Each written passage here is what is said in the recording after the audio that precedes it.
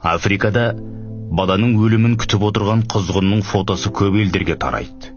Африкадағы баланың ең соңғы сәті. Осы фотодан кейін қыз бала тірі ме өлді ме ешкім білмейді. Бұл фотоның авторы шамамен 1993-94 жылдары Судандағы ашаршылықты түсірген Кевин Картер. Ол осы фото үшін кейіннен Пулитцеров деген премияны алады.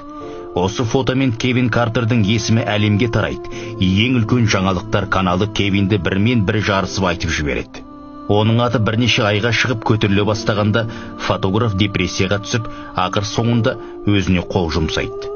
Ол осылай аты жарып тұрғанда тікелей эфирде телефон соққандарға тікелей жауап беріп отырады. Сонда бір кісі, ол қызға соңында не болды деп сұрайды. Ал фотограф ойланбастан, мен соңына дейін күтіп тұра алмадым, өйткені ұшаққа рейске үлгермей қалу мүмкін еді деп жауап береді. Сонда сұрақ берген адам былай жауап береді. Сол уақытта ол жерде екі құзғын отырды. Біріншісі құзғын, екіншісі фотоаппараты бар құзғын. Екеуі де баланы қашан өлер екен деп күтіп отырды деп жауап береді. Осы сөздерден кейін атақты фотограф күннен күнге, егер қызды алып кеткенімде өмірім мұнан да басқаша болар ма еді? Шынымен де сол балаға не болды екен деген ой мазалай бастайды.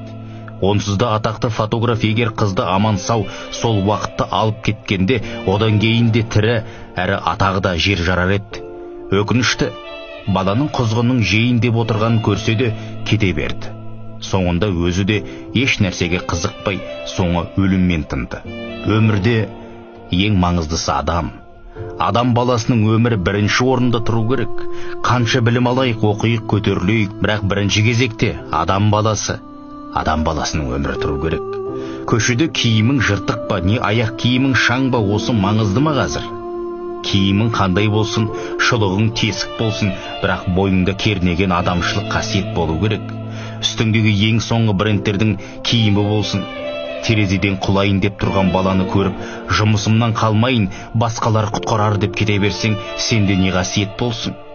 Астанада көп қабатты үйдің терезесіне құлайын деп тұрған баланы да құтқарған өте қарапайым жігіт қой, үстінде ешқандай да бренд киім жоқ.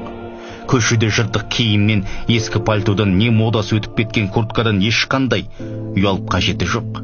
Бастысы, жаның таза, жүрегің жарқырап, жанып тұрсын.